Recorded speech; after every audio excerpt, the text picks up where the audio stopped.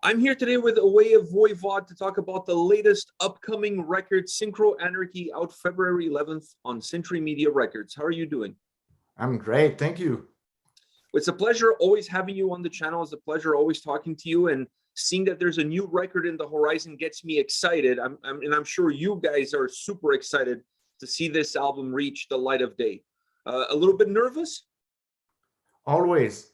But I must say that it was a lot of work, and it was hard to take a step back and judge what we had done. But the first three singles, they're having a great reaction, so we're confident. Did the success of The Awake impact the making of this record in any shape or form? Yes, I think we really wanted to deliver something as good, if not better, than The Wake. So we had this kind of pressure that we put on ourselves, but also the fact that The Wake was such a success. It was a good indication that we were heading down the right path with this new fusion metal thing, you know. So yeah, it's a combination of all that. What stands out in your mind as the main differences as far as the creative approach is concerned between these two records? Well, like many bands, we didn't get to rehearse that much because of the confinement and the lockdown, and so we have to develop a formula where for a while we were building the album out of snippets of ideas while socially distancing, sharing files and all that online. And so it was sort of a puzzle that we were trying to put together. And when we finally went into the studio last year, we were not 100% prepared. And the music was not finished, the lyrics were not finished at all. And so we were like writing while recording. We got into the studio in June. We had to deliver the masters by the end of September. So, and the artwork as well. So it was super intense, especially that when we got into the studio is also when the festival started again in the province of Quebec. So we were like playing during the weekend and recording during the week. It was super intense, the whole thing. And so when we come out of that, in early October, we had no idea if this was like up to the standard we were aiming for, you know. All of this, did it make the record more challenging to make versus previous records? Yes, but if anything, we came out of it more organized because we had to find this formula to move forward. And so I had to get familiar with Logic Pro because I knew that Rocky and Chewy were recording ideas on the road in the bus on Logic Pro. And so the whole thing kind of slowed down the process of making it happen. But now that we have the formula, I think the next releases will be less apart because of that, I think. So are you guys going to take some of the lessons learned from this chaotic process that that this record emerges from into future albums? Is there some positives that you can find in here that you can take it into future records? Yes, I mean, I must say that having to build the album on our computers like that, it makes for very good demos. But there were some difficulties where personally, as a drummer, I had to make sure that what I was programming, I could play on a real drum kit after. And so there was a lot of air drumming going while I was programming. And the difficulty was the speed. Sometimes it can be a bit too fast or too slow for double kick drums. So when we were finally able to get into the studio at Radicart, where we've been recording since Post Society, and morph it into Voivodian material, it's really where everything glued together. But we had to do it fairly quick, so you can feel the urgency on the album. I think it's very energetic. It definitely has a lot of energy and a lot of ebbs and flows. It has great movement. When you look at the creative process, is there something behind making an album that you don't really enjoy, but you know it's part of going through the growth and the pains of actually creating the final product? I think everybody. I'm involved with the booklet and the art and everything as well. So all aspects for me are great, and it's always a good drive for me to try to represent visually what's on the album and to have something very cohesive in the end, where the music, lyrics, and visuals are all connected, and that so the listener will have an experience, you know, going through it, and it's always a great experience for me to make it happen. And we're just gonna, I mean, I don't, but what I miss the most is touring live, you know. But I think that I don't know what's going to happen in the future in terms of touring, but Voivod will always be making albums. I'm sure. Do you look at the lyrical content as a way of progressing the image that you're trying to put forward with the music? And if so, at what part of the creative process do you start to incorporate the lyrics into the overall big picture? It was a bit hard for Snake to write the lyrics down. He did some of it in isolation. In mid-March 2020 is when the lockdown happened, and we didn't have access to the studio. And so Snake said, oh, I'm going to build a studio in my house so we can write the new album. But as soon as he finished isolating a room, the restrictions were more severe, and we couldn't meet in a private house. So he did a lot of the work in isolation. So I can feel this alienation in his lyrics. But it was hard for him because we were building an album out of snippets of ideas. It was hard for him to really write something complete. And so like us, when he got into the studio, most of the work still had to be done. And so we were writing lyrics and music and recording all at the same time. And I was drawing we did it in many sessions because we were playing in the weekend. So every session I was trying to represent visually what was happening with the lyrics and the music in the studio. And even the front cover I did at home, not in the studio. After the whole process, I was listening to mixes and mastering and all that. And I tried to, I felt like the album had some sort of impending doom vibe to it. So I tried to represent that as well with the visuals. So the lyrics are very important because they will sometimes drive parts of the song and make it more cinematographic, but Snake is quite often influenced by the music as well, and for it's getting harder to predict what's going to happen 30 years down the road. And I think that is the lyrics for the new album are more anchored in the present because sci-fi has caught up with us, and so I think it's very representative of what's going on right now. Is this album the perfect representation that it's impossible to remove everything that's happening around an artist when it comes to influencing the art that you end up creating?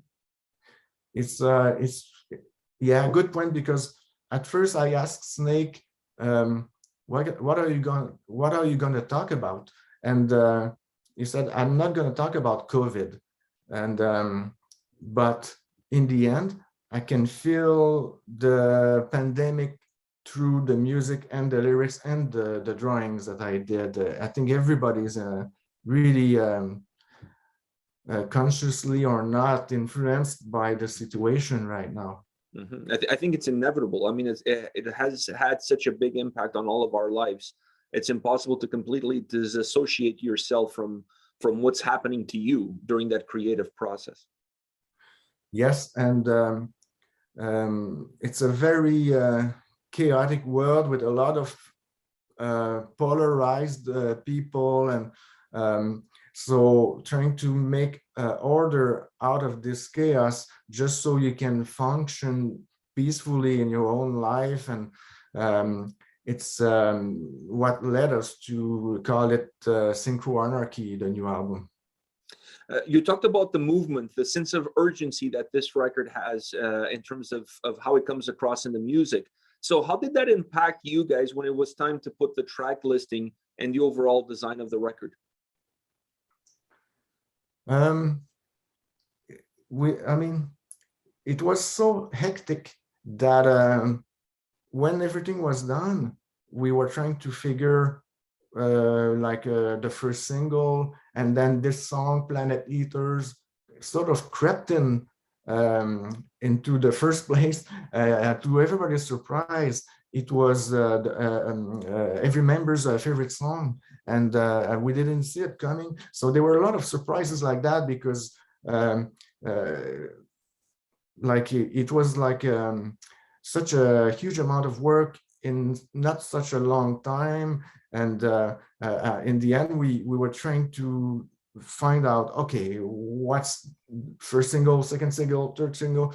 And yeah, it was just hard to take a step back. And but somehow deep inside, I knew there was something really cool about the new album, because a couple of reasons helped the direction of the album. Like last year, we because we couldn't tour, we did some online shows where we revisited Dimension Hatros and Nothing Face. I think it rubbed on the new material. And also, at one point, I was, while Chewy was trying to arrange everything into an album, and I started programming beats without music and throw that at the other guys, and see what they would come up with. So I took the opportunity to program a lot of post-punk beats like Killing Joke, Floor Tom and Tom, and so that there's a lot of that on the album. And at one point, I was trying to stick together bits that we had rejected, so at first I was focusing on the bits that had the same speed or same time signature, but eventually I was sticking anything together.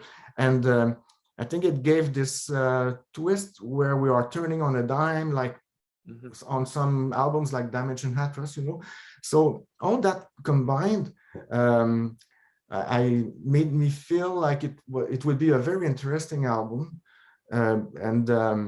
But it was a matter of putting extra work individually, so it would really be up to the standard we were aiming for.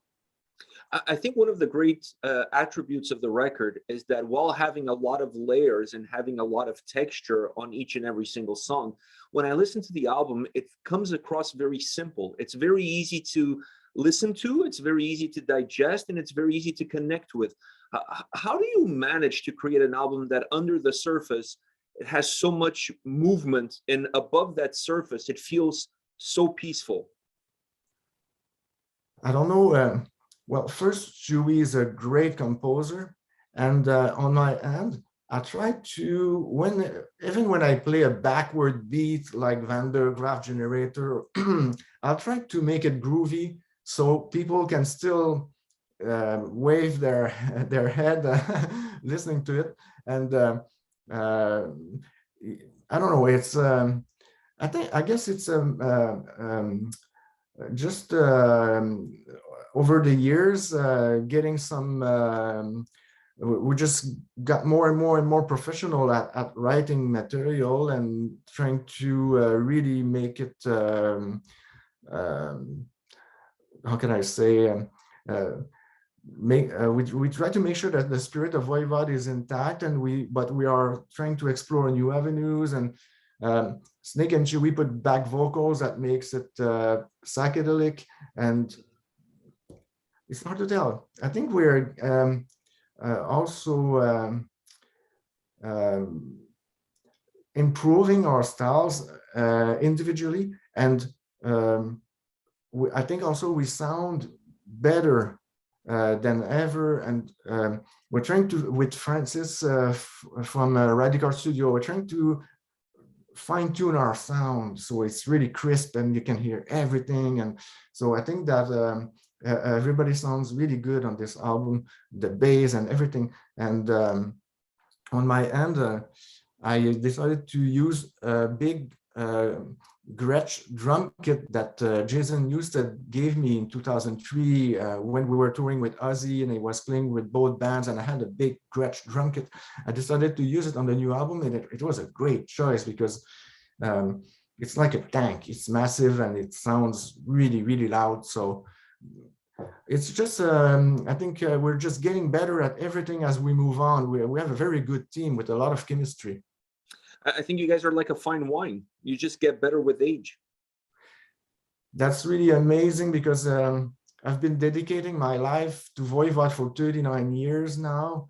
And we are getting more and more respect and gaining momentum. And people seem to think we are more creative than ever. So it's a fun place to be.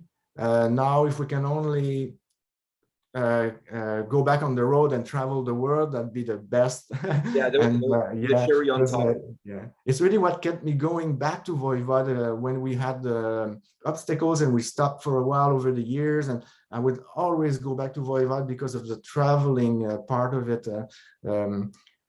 meeting old friends and new friends and playing Voivod music across the globe. And so, but you know, I'm very confident that even though the European leg of the world tour plan for February has been moved to the fall already, I think that this summer the North American leg will happen, and then after we can move on to go to Europe, Australia, Japan, New Zealand, South America. And, you know, I'm pretty confident now.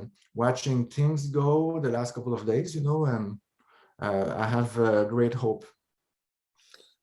In your music, I've always found the ability to discover shapes. Like you create a sound that is not just sound; it's sound that creates objects that you can almost visualize when you're listening to it. It's always been there, but I felt that on this record was even more noticeable. That this album has a little bit better definition of what the boundaries are of these songs, of what the starting point is, what the goal, and then the final approach.